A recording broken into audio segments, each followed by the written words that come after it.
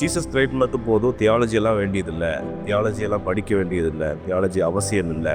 அது எந்த அளவுக்கு அபத்தமாக இருக்கும் அப்படிங்கிறதுக்கு ஒரு சின்ன எடுத்துக்காட்டு சொல்லணும் அப்படின்னா, தன்னுடைய மனைவியை நேசிக்கிறேன் அப்படின்னு சொல்கிறாரு. அப்போ உங்கள் மனைவியோட பேர் என்னன்னு தெரிஞ்சுக்கலாமா அப்படின்னு கேட்கும்போது, அதை பற்றி எனக்கு பிரச்சனை இல்லை, அது தெரியாது, அதை பற்றி எனக்கு பிரச்சனை இல்லை, ஆனால் என் மனைவியை நான் நேசிக்கிறேன் அப்படின்னு சொல்கிறது எந்த அளவுக்கு அபத்தமாக இருக்குமோ, இறைவனை பற்றி நாம் தெரிந்து கொள்ளாமல் அவரை வணங்குகிறோம் என்று சொல்வது ஒரு அபத்தமாக தான் இருக்கும்னு நான் நினைக்கிறேன். யூடியூப்லேயும் சோஷியல் மீடியாஸ்லேயும் நம்ம பார்க்கும்போது நிறைய நெகட்டிவாக டிஸ்ட்ரக்டிவாக எல்லா விஷயத்தையும் பேசுகிறாங்க. ஸோ நம்ம ஏன் அதை ஒரு ஹெல்த்தியாக, அதை ஒரு கன்ஸ்ட்ரக்டிவான ஒரு சொசைட்டியாக மாற்றக்கூடாது? ஒரு community, they speak, they have dialogues. So ஹெல்த்தியாக அதை பேசலாம். அது பலருடைய பெர்ஸ்பெக்டிவ்ஸை அது உள்ளே கொண்டு வந்து இறையியல் ரொம்ப முக்கியமாக இருக்குது. கடவுள் பேரை வச்சு ஒருத்தங்க ஒரு போர் செய்ய முடியும், வைலன்ஸில் ஆக்டில் ஈடுபட முடியும். இப்போ நம்ம மூட நம்பிக்கைகள்னு அழைக்கப்படுற ஒன்றுக்கு பின்னாடி கூட ஒரு இறையியல் கருத்து தான் இருக்குது. வாங்க பேசலாம், தியாலஜி பேசுவோம், இறையியல் பேசுவோம், இறையாமல் பேசுவோம்.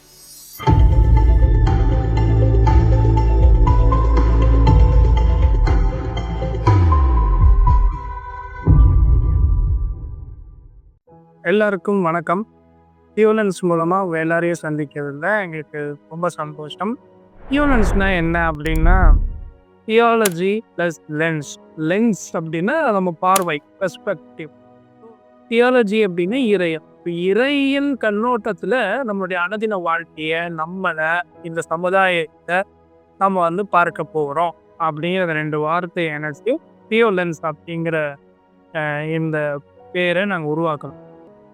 இந்த தியோலன்ஸை இன்னும் கூட நம்ம சரியாக புரிஞ்சுக்கணும் அப்படின்னா, ஃபர்ஸ்ட்டு தியாலஜினா என்ன அப்படிங்கிறத நம்ம தெரிஞ்சுக்கணும். ஸோ நாங்கள் இந்த சேனலில் 3 பேர் நாங்கள் இருக்கோம் இப்போது. ஸோ என் கூடவே பிரதர் ஸ்டார்லின் அவங்களும் அண்ட் பிரதர் பால் சாமுவேல் அவங்களும் இருக்காங்க. ஸோ ஃபர்ஸ்ட்டு ஸ்டார்லின்னா அவங்கள பற்றி இப்போ அவங்க செல்ஃப் இன்ட்ரோட் பண்ணுவாங்க.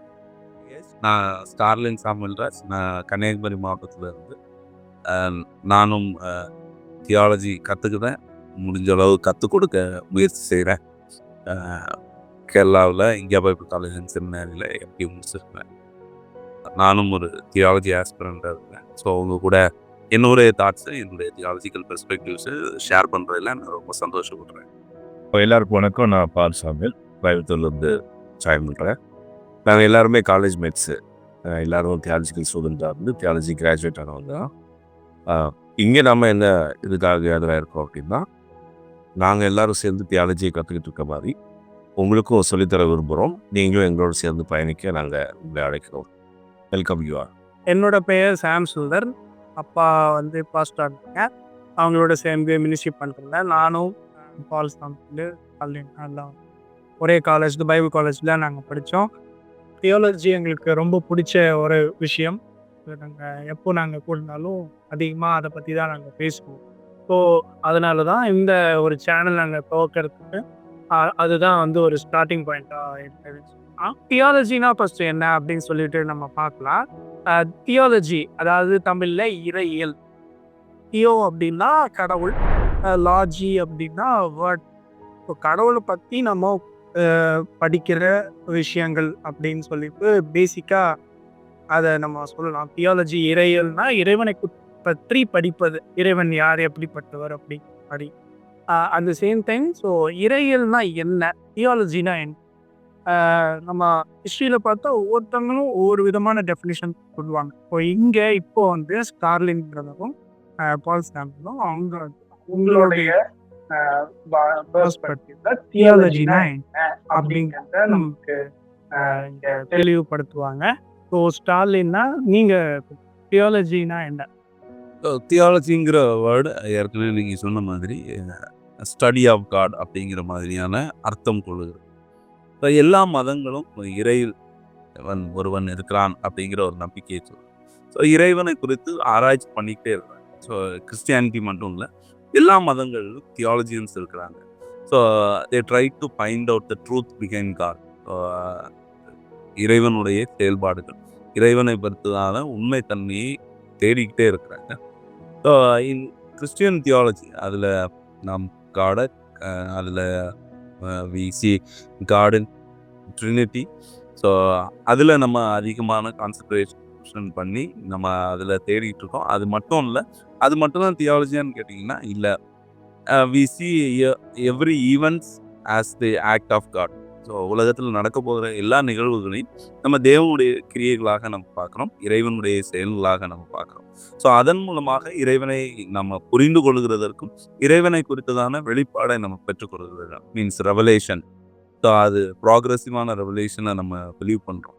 ஸோ அதன் மூலமாக இறைவனை பற்றி தெரிந்து கொள்கிறதற்கு நம்ம முயற்சி செய்கிறோம். ஸோ அதையும் தியாலஜி என்று தான் நம்ம சொல்லுவோம். இப்போ என்னுடைய கண்ணோட்டத்தில் தியாலஜிங்கிறது எல்லா நிகழ்வுக்கும் பின்னாடி இருக்கிறதான, உலகத்திலே நடக்கிற எல்லா நிகழ்வுக்கும் பின்னாடி இருக்கிறதான இறைவனுடைய செயல்களை நம்ம அறிய முயற்சி செய்கிறது தான் தியாலஜியாக நான் பார்க்குறேன். அவ்வளோதான் உங்களுடைய பார்வையில் தியாலஜி. தியாலஜி அல்லது இறையியல் என்றால் என்ன அப்படிங்கிறதுக்கு என்னுடைய ஒரு எளிமையான விளக்கத்தை நான் கொடுத்து இருக்கிறேன். ஏற்கனவே நீங்கள் 2 பேரும் சொன்ன மாதிரி தான், கடவுளை பற்றின படிப்பு, அவரை குறித்து நாம் எடுக்கிற முயற்சி, அவரை கற்றுக்கொள்ள எடுக்கிற முயற்சி. ஒரு சின்ன எடுத்துக்காட்டாக சொல்லணும் அப்படின்னா, நிறைய நேரங்களில் என்ன பண்ணுவோம் அப்படின்னா, சில கிறிஸ்தவர்கள் சபைகளும் கூட நாங்கள் இயேசு கிறிஸ்துவை வணங்குகிறோம், அவரை நேசிக்கிறோம், ஜீசஸ் கிரைஸ்ட் மட்டும் போதும், தியாலஜி எல்லாம் வேண்டியதில்லை, தியாலஜி எல்லாம் படிக்க வேண்டியதில்லை, தியாலஜி அவசியம் இல்லை, அது எந்த அளவுக்கு அபத்தமாக இருக்கும் அப்படிங்கிறதுக்கு ஒரு சின்ன எடுத்துக்காட்டு சொல்லணும் அப்படின்னா, ஒரு நபர் என்ன பண்ணுறாரு, தன்னுடைய மனைவியை நேசிக்கிறேன் அப்படின்னு சொல்கிறாரு. எதிர்த்தரப்பில் இருக்கிறவர் கேட்குறாரு, அப்போ உங்கள் மனைவியோட பேர் என்னன்னு தெரிஞ்சுக்கலாமா அப்படின்னு கேட்கும்போது, அதை பற்றி எனக்கு பிரச்சனை இல்லை, அது தெரியாது, அதை பற்றி எனக்கு பிரச்சனை இல்லை, ஆனால் என் மனைவியை நான் நேசிக்கிறேன் அப்படிங்கிறாரு. அவங்க எந்த ஊருக்காரங்கன்னு தெரியுமா? இல்லை, அது ஒன்றும் பிரச்சனை இல்லை, ஆனால் என் மனைவியை நான் நேசிக்கிறேன். அவங்க எப்படி இருப்பாங்க? இல்லை, நான் அதை பற்றி எனக்கு பிரச்சனை இல்லை, நான் பார்த்தது இல்லை, ஆனால் நான் மனைவியை நேசிக்கிறேன் அப்படின்னு சொல்கிறது எந்த அளவுக்கு அபத்தமாக இருக்குமோ அந்த மாதிரி தான் இறைவனை பற்றி நாம் தெரிந்து கொள்ளாமல் அவரை வணங்குகிறோம் என்று சொல்வது, அவர் மட்டும் போதும் என்று சொல்லிவிட்டு அவரை குறித்து தெரிந்து கொள்ளாமல் இருப்பதும் ஒரு அபத்தமாக தான் இருக்கும்னு நான் நினைக்கிறேன். அந்த தெரிந்து கொள்கிற அந்த பகுதி தான் நம்ம தியாலஜி அப்படின்னு சொல்கிறோம், ஸ்டடி ஆஃப் காட். இறைவனை குறித்து அறிந்து கொள்கிற முயற்சி, அதுதான் நம்ம தியாலஜின்னு சொல்கிறோம். ஸோ அப்படி தான் நான் தியாலஜி பார்க்குறேன். இப்போ தியாலஜி என்பது மிகவும் அவசியம். இயேசு கிறிஸ்து நாம் வணங்குவது, இயேசு கிறிஸ்துவை நாம் வணங்குகிறோம், அவரை நேசிக்கிறோம் என்றால் அவரை குறித்து அறிந்து கொள்வதும் அவசியம். அப்போது தியாலஜி இஸ் இம்பார்ட்டன்ட். தியாலஜி அப்படின்னா இப்போ இவங்க சொன்ன பாயிண்ட்ஸில் நானும் ஒரு பாயிண்ட் ஆட் பண்ணலாம் அப்படின்னா, தியாலஜிங்கிறது நம்ம அன்றாட வாழ்க்கையில் நம்மளுக்கு தெரியாமலே நிறைய நம்ம அதை யூஸ் பண்ணுற ஒரு விஷயமாகவும் இருக்கும். எப்படின்னா, இப்போது ஒரு அரசியல் தலைவர் வந்து ஒரு அறிக்கை இடுறாருன்னா, எல்லாம் வல்ல இறைவனுக்கு அப்படிங்கிற வார்த்தை யூஸ் பண்ணலாம். ஸோ அது ஒரு தியாலஜி தான். ஸோ இப்படி காட் பிளஸ் யூ அப்படின்னு சொல்லுவோம். ஸோ இதெல்லாம் வந்து ஒரு இறையியல் சம்மந்தப்பட்ட ஒரு வாக்கியங்கள் தான். இப்போ சொல்லுவாங்க இல்லையா, இப்போ ஒருத்தங்க இவங்க செஞ்ச பாவம் அப்படிங்கிற மாதிரியான பேச்சு வழக்குகள் நம்மளுடைய சமுதாயத்தில். ஸோ இறையியல்ங்கிறது ஒன்று நம்மளுடைய வாழ்க்கையில் அன்றாட வாழ்க்கையிலேயே நம்ம அறியாமே நிறைய நேரங்களில் நம்ம அதை யூஸ் பண்ணுறோம் அப்படிங்கிறத, இப்போ ஒரு அறக்கடவுளே அப்படிங்கிறதே வந்து ஒரு இறையியல் சம்மந்தப்பட்ட ஒரு கருத்து தானே. ஸோ அப்படி பார்க்கும்போது நம்ம இறையில அன்றாட வாழ்க்கையில் நிறைய நம்ம தெரியாமே நம்ம யூஸ் பண்ணிக்கிட்டு இருக்கோம். ஒன்று. இன்னொன்று, இறையியல் எது இல்லை அப்படின்ட்டு ஒன்று யோசிக்கிறேன். இறையியல் வந்து மதம் சம்மந்தப்பட்ட படிப்பு கிடையாது. நம்ம வந்து இங்கே மதத்தை படிக்கல. இப்போ புத்திசம்னா என்ன, இந்துயிசம், இஸ்லாம் அப்படிங்கிற மதத்தை நம்ம படிக்கிறோம். கடவுளை வந்து நம்ம படிக்கிறோம், அவரை குறித்து நம்ம அறிந்து கொள்கிறோம். அந்த மாதிரியான கருத்துக்களை நம்ம அறிந்து கொள்கிறோம். மதம் வந்து ஒரு சொசைட்டி பற்றி படிக்கும்போது மனுஷங்க உருவாக்கின ஒரு காரியமாக நம்ம அதை படிக்கிறோம். இப்போ நம்ம வந்து இங்கே மதம் பேச மாட்டோம். மதத்தை குறித்து அதுக்குள்ளே நம்ம போகிறத காட்டிலும் இறையியல் அப்படிங்கும்போது இறைவன் எத்தகையவர், இறைவன் எப்படி செயல்பட்டு இருக்காங்க. இப்போ ஒன்றும் இல்லை, இப்போ ஒரு இயற்கை பேரிடர் நடக்குது, அங்கே வந்து கடவுள் எங்கே இருக்காரு, கடவுள் என்ன பண்ணாங்க. இப்போ இதெல்லாம் வந்து ஒரு தியாலஜிக்கல் கொஷின்ஸ். இப்போ அதுக்கெல்லாம் வந்து ஒரு தியாலஜிக்கலாக தான் ஆன்சர் சொல்ல முடியும். இப்போ இது வந்து மதம் சம்மந்தப்பட்டது அல்ல அப்படின்ட்டும் நான் ஒரு பாயிண்ட் இதில் ஆட் பண்ண. கடவுளை குறித்ததான ரெவலேஷன், லாஜிக், அதை தான் நம்ம வந்து இறையியல் அப்படின்னு சொல்லி நம்ம சொல்கிறோம். தியாலஜி இப்போ நம்ம என்னன்னு சொல்லி நம்ம பார்த்துருக்கோம், ஹவு இம்பார்ட்டன்ட் இட் இஸ். நம்ம அது வந்து எவ்வளோ முக்கியமானது அப்படிங்கிறத குறித்து நம்ம பேசலாம். அது நம்ம ஈஸியாக தவிர்க்கக்கூடிய ஒரு காரியம் இல்லை அப்படின்ட்டு நானும் நம்புறேன். இப்போ அப்படின்னா அது இறையியல் வந்து எவ்வளோ முக்கியமான ஒன்று அப்படிங்கிறத குறித்து இப்போ நம்ம ஸ்டாலின் நாட்டை ஃபர்ஸ்ட் நம்ம கேட்போம். இறையியல் எவ்வளோ முக்கியமானது. இறையியல் முக்கியமானது அப்படின்னு நம்ம பார்க்குறோம்னா நிறைய பேர் புரிந்து கொள்கிறது இல்ல. அதாவது நம்ம ஆல்ரெடி பேசிக்கிட்டு இருந்தோம். இறைவனை குறித்து அறிந்து கொள்கிறதற்கு யாரும் முயற்சி செய்கிறதும் இல்லை. இந்த இந்த சின்ன சின்ன விஷயத்துல கூட இறைவனுடைய செயல்பாடு இருக்குமா அப்படிங்கிறத யாரும் புரிந்து கொள்கிறது இல்லை. ஸோ அப்போ அதுக்கு செயல்படுகிற ஒரு இறைவனுடைய செயல்பாடாக இருக்கலாம். அதே மாதிரி சமுதாயத்துல அல்லது ஒரு மதம் சார்ந்த அல்லது மத நம்பிக்கையிலே அதிக தீவிரம் காட்டுகிற ஒரு நபரிடத்துல மட்டும்தான் இறைவனுடைய செயல்பாடு இருக்குமா அப்படின்னு கேட்டீங்க இல்ல. உலகத்துல எல்லா நபர்களிடத்திலும் எல்லா நாடுகளிலும் நம்பிக்கை அற்றவர்களிடத்துல கூட இறைவனுடைய செயல்பாடுகளை நம்ம பார்க்க முடியும். ஸோ அதை புரிந்து கொள்ளுகிறதற்கு யாரும் தயாராக இல்லை. அதை பத்தி பேசுகிறதற்கு நிறைய பேர் தயாராக இல்லை. அப்போ அதை நம்ம பேசும் பொழுதுதான் அது எல்லாருக்கும் புரிய ஆரம்பிக்குது. ஸோ அப்போ இந்த புரிதலை எல்லாருக்கும் கொண்டு வருகிறதுக்கு இந்த தியாலஜிங்கிற ஒரு விஷயம் மிகவும் அவசியமா இருக்குது. எல்லா சின்ன விஷயங்கள்ல கூட இறைவனுடைய செயல்பாடு இருக்கு. சின்ன சின்ன காரியங்கள் கூட அது இறைவனுடைய செயல்களை கொண்டு இருக்கிறத நம்ம நம்ம அதை குறித்து அறியணும் முயற்சி செய்யும் போது மட்டும்தான் அது நமக்கு புலப்பட ஆரம்பிக்குது. ஸோ அப்போ இதுல ப்ராக்ரஸிவ் ரெவலேஷன் அப்படிங்கிற ஒரு விஷயத்த நம்ம பேசியிருந்தோம். ஸோ ப்ராக்ரஸிவ் ரெவலேஷன் படிப்படியாக மெதுவாக ஒவ்வொரு காலநிலைகளில் அது வளர்ந்து வருகிறது. காலநிலைகளிலேயே நம்ம புரிந்து கொள்கிறோம். ஸோ ஒவ்வொரு காலகட்டங்கள் கடந்து வரும்போது தான் இறைவனுடைய செயல்களை நம்ம அதில் பார்க்குறோம், நம்ம புரிந்து கொள்கிறோம். ஸோ அதனால நம்ம அதை முக்கியமாக பார்க்குறோம். தியாலஜியை எல்லா இன்சிடென்ட்ஸும் உலகத்தினுடைய எல்லா நிகழ்வுகளையும் நம்ம அதை இணைத்து பார்க்குறோம். தியாலஜி வழியாக பார்க்கும்போது அது உலகத்தினுடைய ஒரு பிரம்மாண்டமான ஒரு கண்ணோட்டத்தை நமக்கு கொடுக்கிறது, அல்லது பல நம்ம புரிந்து கொள்ள முடியாத ஒரு கண்ணோட்டங்களை கூட நிறைய நேரங்களில் நமக்கு கொடுக்கிறது. அதனால தியாலஜிங்கிறது ஒரு மிக முக்கியமான ஒரு விஷயமாக நான் பார்க்குறேன். சரிதான்.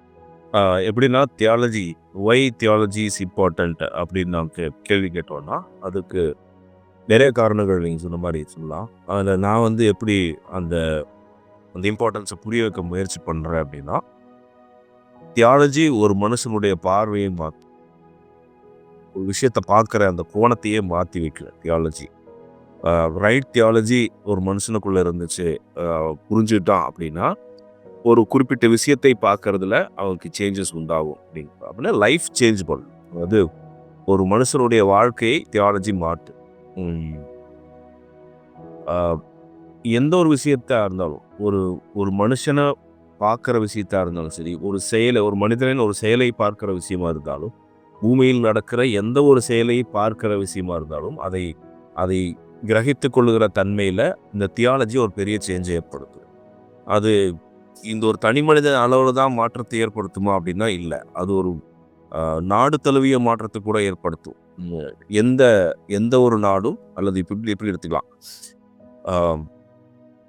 ரைட் தியாலஜி அண்டர்ஸ்டாண்டிங் இருக்கிற புரிதல் இருக்கிற சரியான இறையியல் புரிதல் இருக்கிற தேசங்களையும் தவறான இறையியல் புரிதல் இருக்கிற தேசங்களையும் நம்ம இன்னைக்கு இருக்கிற அரசியலில் இப்போ 2024 நம்ம வாழ்ந்துட்டு போகிறோம். இன்னைக்கு இருக்கிற காலகட்டத்தில் நம்ம பிரித்து பார்க்க முடியும். எடுத்துக்காட்டுக்கு நம்ம நிறையா சொல்லலாம். இப்போ China, Cuba, north Korea, Russia இந்த மாதிரி கண்ட்ரிஸை நம்ம பார்க்குறோம். அதே மாதிரி தியாலஜிக்கலி பிலீவ் பண்ணுற நாடு வெளியே நம்ம பார்க்குறோம். அவங்க இருக்கிற வேற்றுமைகள், என்னென்ன சேஞ்சஸ், என்னென்ன டிஃப்ரென்சஸ் இருக்குதுன்னு நம்ம கண்கூட பார்க்குறோம். அது ஒரு பெரிய டாபிக். நம்ம அது இன்னொரு நாள் கூட நம்ம தனியாக டிஸ்கஸ் பண்ணுவோம். நான் என்ன சொல்ல வரேன்னா, கடவுள் இல்லை அப்படின்னு நம்புகிற தியாலஜிக்கல் அண்டர்ஸ்டாண்டிங் புரிதலை கொண்டிருக்கிற நாடுகளுக்கும் கடவுள் இருக்கிறார் என்பது புரிதலை கொண்டிருக்கிற நாடுகளுக்குமே வித்தியாசம் இருக்குது.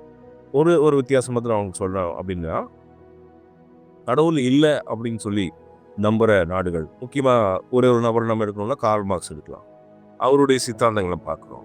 அதை பிலீவ் பண்ணுற நாடுகளை பார்க்குறோம். அவங்க என்ன பண்ணுறாங்க, அவங்க புரட்சிகளை உருவாக்குகிறார்கள், அப்புறம் அது வேறு விதமான பாதிப்புகளை ஏற்படுத்துகிறது. அதே மறுபக்கத்தில் இருக்கிற நாடுகளை பார்க்குறோம். அவங்க எந்த மாதிரியான புரிதல் வச்சுருக்காங்கன்னா, விடுதலை, சுதந்திரம், லிபரேஷன் அப்படிங்கிறது எல்லாருடைய ரைட்ஸு அப்படிங்கிற ஒரு அண்டர்ஸ்டாண்டிங் இருக்காங்க. எல்லாருக்கும் அது உரிமை அப்படிங்கிறாங்க. உரிமைனா அது தரப்படுகிறது இல்லை, கடவுளால் தரப்பட்டதை மெயின்டைன் பண்ணுறதுக்காக கவர்மெண்ட் ஃபார்ம் பண்ணுறாங்க. இவங்க அதை ஆர்டிஃபிஷியலாக கிரியேட் பண்ணுறாங்க. அது வேறு மாதிரியான கையோஸ் அது கிரியேட் பண்ணுறது நம்ம பார்க்குறோம். இப்போ நம்ம கியூபாவில் எடுத்துக்கிறோம், நமக்கு காட்டப்படுறது ஒன்று, ரியாலிட்டி ஒன்று. ஸோ இதை இவ்வளோ தூரம் போவேன்னு நினைக்கிறேன். நம்ம என்ன ஷார்ட்டாக சொல்லணும்னா, தியாலஜி நாம் ஏன் இம்பார்ட்டன்ட் கேட்டால் அது நம்முடைய பார்வையை மாற்றும், ஒரு தனி மனிதனை மாற்றும், ஒரு தேசத்தையே கூட மாற்றும். அப்போ theology, right theology is very important in human life. So அதில் இப்போ நீங்கள் 2 பேர் சொன்ன இதில் இன்னும் என்னோடது ஆட் பண்ணலாம் அப்படின்னா, கடவுள் பேரை சொல்லி மிகப்பெரிய அளவில் வயலன்ஸ், மிகப்பெரிய அளவில் ஊர்கள்லாம் கூட நடந்தது. அப்போது இறையியல் வந்து முக்கியமற்றது அப்படிங்கிறது சாதாரணமாக அப்படிலாம் பேசிட முடியாது. இப்போ இறையியல் வந்து ரொம்ப முக்கியமாக இருக்குது. கடவுள் பேரை வச்சு ஒருத்தவங்க வந்து ஒரு போர் செய்ய முடியும், இல்லை ஒரு வயலன்ஸில் ஆக்டில் வந்து ஈடுபட முடியும், அல்லது இப்போ நம்ம மூட நம்பிக்கைகள்னு அழைக்கப்படுற ஒன்றுக்கு பின்னாடி கூட ஒரு இறையியல் கருத்து தான் இருக்குது. அப்போ அந்த இறையியல் கருத்துனால தான் சில காரியங்கள் எல்லாம் செய்தாங்க. நான் இதெல்லாம் தைரியமாகவே சொல்ல நினைக்கிறேன். இப்போ உடன்கட்டை ஏறுதல் அப்படிங்கிறதுலாம் ஒரு இறையியல் கருத்து தானே. ஒரு இறைவன் இப்படி சொல்கிறாங்க அப்படிங்கிற மாதிரியான ஒரு கருத்து தான். இப்போ அதெல்லாம் வந்து அபாலிஷ் பண்ணிட்டாங்க, இந்தியாவிலே இல்லை. இப்போ இறையியல் இன்னும் வந்து அதில் வந்து இன்னும் கன்ஸ்ட்ரக்டிவாக அதை எடுத்துகிட்டு போகிறதுக்கு இன்னும் ஏகப்பட்ட ஸ்பேஸ் இருக்குது. இப்போ இன்னுமே வந்து மூட நம்பிக்கைகள் இங்கே இருந்துட்டு தான் இருக்குது. கடவுள் பேரை சொல்லி மனிதர்களை பிரிக்கிறதும் செப்பரேட் பண்ணுறதும், அதே அவங்க மேலே ஒரு வெறுப்பை கொண்டு வந்து அரசியல்வாதிகளே வந்து இப்போ அரசியல் கட்சிகளே இருக்கு இல்லைங்களா. அப்போது இறையியல் அப்படிங்கிறது ஒரு நம்ம தவிர்த்துட்டு அப்படியே மூவ் ஆன் பண்ணிட்டு போகக்கூடிய அளவுக்கு சாதாரண விஷயம் வந்து அரசியல்லேருந்து, தீவிரவாதத்திலிருந்து, மூட நம்பிக்கையிலிருந்து ஜனங்களை அழிக்கிற ஒரு காரியங்களுக்கும் இந்த தியாலஜி வேலை செய்ய முடியுது அப்படிங்கிறத. இப்போ இந்த தியாலஜியை நம்ம வந்து அப்படியே புறக்கணிச்சுட்டு போக முடியாதபடிக்கு அது உள்ளே போய் நம்ம அங்கே வேலை செய்ய வேண்டியதாக இருக்கு.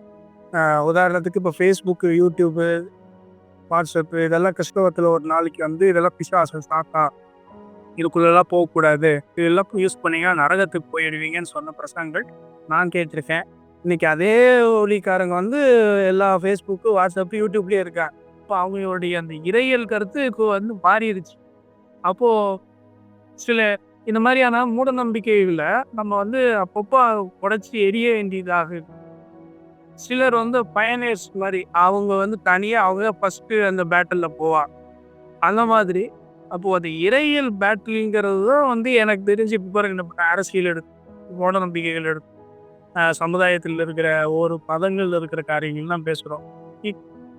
இன்னும் வேற என்ன இருக்குது அப்படின்னு நான் கேட்குறேன். எல்லாத்துலேயுமே வந்து இறையியல் அப்படிங்கிறது கலந்து இருக்குது. ஈவன் ஒரு நாத்தியர் சொல்கிறாரு கடவுளே இல்லை, அந்த கருத்து கூட ஒரு இறையியல் கருத்து. அவருடைய இறையியல் கோட்பாடு கருத்து தான் வந்து கடவுள் இல்லை அப்படின்னு சொல்கிறதும் கூட. இப்போ அதே போல என்ன சொல்லும்போது தனிப்பட்ட நபருடைய ஒரு பிஹேவியர்ஸ், அவங்களுடைய வே ஆஃப் திங்கிங் எல்லாத்தையுமே செதுக்கிறதே இதுதான். இதிலிருந்து தான் வருது. இறைவனை குறித்து என்ன நம்புறாங்கிறத வச்சு அவங்களுடைய பிஹேவியர் எல்லாமே வந்து செட் ஆகுது அப்படிங்கிறது ரொம்ப உண்மையான விஷயம். ரைட்டான, சரியான, ஒரு கன்ஸ்ட்ரக்டிவான, ஒரு ப்ராக்ரெசிவான ஒரு தியாலஜி வந்து சமுதாயத்தை சீர்படுத்துகிறது. ஒரு தனி மனிதனை நல்ல ஒரு நபராக அவன் முன்னேறி கொண்டு போகிறதுக்கு உதவி செய்து, கடந்த காலத்துல நம்ம சில காரியங்கள்ல முட்டாள்தனமா பேசி கொண்டு இருந்த காரியங்கள்ல நம்மளை அது உணர வைக்குது. நம்ம கடைசி வரைக்குமே முட்டாளாவே வாழ்ந்துட்டு போகாம நம்ம ப்ராக்ரஸ் ஆக வைக்கிறது. இது எல்லாமே தியாலஜியும் தான். ஓ பெண் விடுதலை பேசுறதும் வந்து அதுக்கு பின்னாடி நீங்க போனீங்கன்னா இறையியல் கண்டிப்பாக அங்க இருக்குது. அப்போ எல்லா வச்சிலும் இறையியல்னால ஒரு ஒரு நாட்டை, ஒரு தேசத்தை, சமுதாயத்துல இருக்கிற எல்லாவற்றையுமே மாற்றுவதற்கு அங்கதான் வந்து எல்லாமே இருக்குது. தட்ஸ் வை அதனாலதான் இறையியல் வந்து முக்கியம். நான் சொல்றேன். அதோட ஒரு பாயிண்ட் நான் வந்து ஆட் பண்ண விரும்புறேன். எப்படின்னா, இப்போ நம்ம வந்து இறையியல் எவ்வளோ முக்கியம் அப்படின்னா, இறையியல் உள்ள இந்தியாவுக்குள்ள கொண்டு வந்த மிஷினரிகளால அவங்க சரியா இறைவனை போதிச்சதுனால இந்த இறையியல் கோட்பாடுகள் வேறு சமயத்தவர்களும் கூட இன்ஃப்ளூயன்ஸ் ஆகி அவங்க சேஞ்ச் பண்ணாங்க. இப்போ உடன்கட்டை ஏறுதல் பற்றி பேசுனீங்க. உடன்கட்டை ஏறுதலை சேஞ்ச் பண்ணுறதுல முக்கியமான பர்சனாக இருந்தவர் வில்லியம் கேரியும் நம்ம ராஜாராம் மோகன் ராய் சொல்கிறோம். ராஜாராம் மோகன் ராய் எப்படி இன்ஃப்ளூயன்ஸ் ஆனார்? அவருக்கு அந்த தியாலஜி எப்படி வந்துச்சுன்னா from the Bible. So right theology இருக்கிற இடத்துல அது இன்ஃப்ளூயன்ஸ் பண்ணுது. அது எந்த மதத்தினரிடத்துலையும் அது இன்ஃப்ளூயன்ஸ். இந்த மாதிரி நிறைய எடுத்துக்காட்டுகள் நம்ம சொல்லலாம். ராஜாராம் மோகன் ராய் சொல்லலாம், கோபாலகிருஷ்ண கோகலே சொல்லலாம். இன்னும் நம்ம விவேகானந்தர், மகாத்மா காந்திஜி எல்லாரையுமே நம்ம சொல்லலாம். ஸோ ரைட் தியாலஜியல் ஈவன் ஜவஹர்லால் நேரு ஆமாம் சொல்லலாம். இப்போ இவங்க எல்லாருமே இந்த ரைட் தியாலஜினால இன்ஃப்ளூயன்ஸ் ஆனவங்க தான். இது ஒரு கட்டத்தில் அவங்க பிலீவ் பண்ணியிருக்கிற தியாலஜியில் ஃப்ளா இருக்கிறத இந்த ரைட் தியாலஜி அவங்க உணர்த்துது. அவங்க அதை சேஞ்ச் பண்ணிக்கிறாங்க. ஸோ நம்ம இன்னைக்கு ரைட் தியாலஜி பேச வேண்டியது it's very important irrespective of people's response. ஆனால் ஏதோ ஒரு இடத்துல அவங்களுக்கு வேலை செய்யுங்கிறத நம்ம நம்புகிறோம்.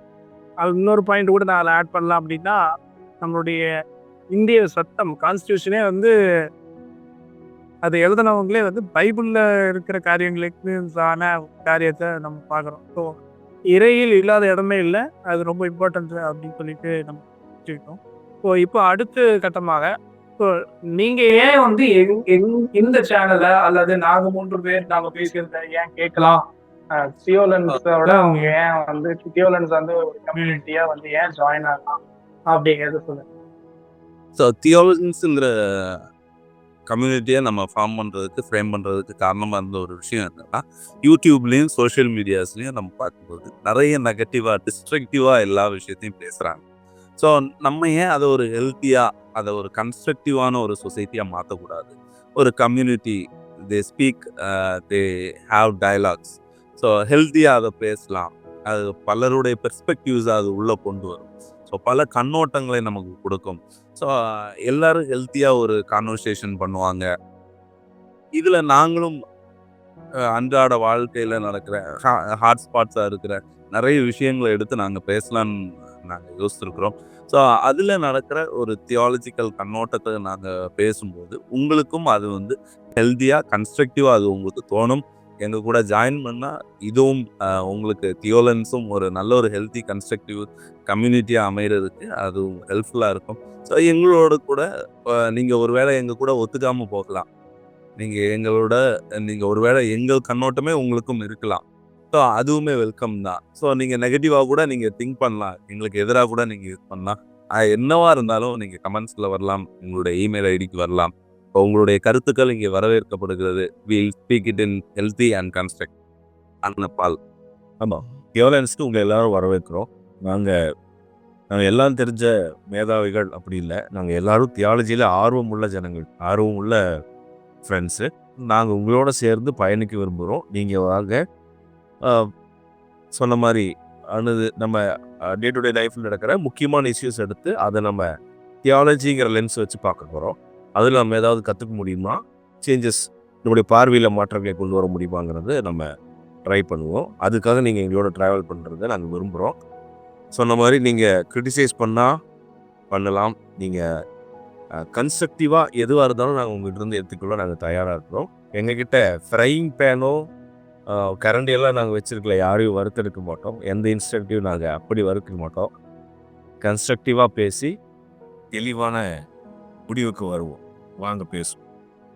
உங்களுக்கு நிறைய கேள்வி இருக்கு, பதில் இல்லைங்கிற மாதிரி இருந்தீங்கன்னா நீங்களும் இந்த தியோலன்ஸ்ல நீங்க ஜாயின் ஆகலாம். அல்லது இப்போ நாங்கெல்லாம் பேசுறோம் இல்லையா, அதை கேட்டுட்டு உங்களுக்கு மாற்று கருத்து வருது, நீங்க எதிர்கருத்தை வச்சிருக்கீங்க, உங்களுக்கு எங்க மேல கோவம்லாம் வருதுன்னா ஒரு பிரச்சனையும் இல்லை. நாங்க தாடி இப்போ ஸ்டாலின்னா எல்லாம் நாங்க தாடி வச்சிருந்தாலும் அப்படிலாம் நாங்க ரொம்ப அன்புள்ள சகோதரர்கள் தான். அதனால நீங்க எங்க இடத்துல சொல்லலாம். நீங்க எங்களோட உட்காந்து சமமா உட்காந்து ஒரு சகோதரர் போல நீங்க அதெல்லாம் பேசலாம். அதனால வெல்கம் ஆல். உங்களுக்கு பிடிச்சிருந்துச்சுன்னா சப்ஸ்கிரைப் பண்ணிக்கோங்க, நோட்டிஃபிகேஷன் பெல்லை ஆன் பண்ணி வச்சுக்கோங்க. நான் எங்களுடைய வீடியோஸ் வரும்போது எங்கள் கூட நீங்கள் ஜாயின் பண்ணிக்கலாம். கமெண்ட் பண்ணுங்கள். முடிஞ்சால் உங்களுக்கு இது பிடிச்சிருந்துச்சு, மற்றவங்களுக்கும் இந்த கருத்துக்கள் போய் சேரணும்னு நினச்சிங்கன்னா பலருக்கும் ஷேர் பண்ணுங்கள். வாங்க பேசலாம், தியாலஜி பேசுவோம், இறையியல் பேசுவோம், இறையாமல் பேசுவோம்.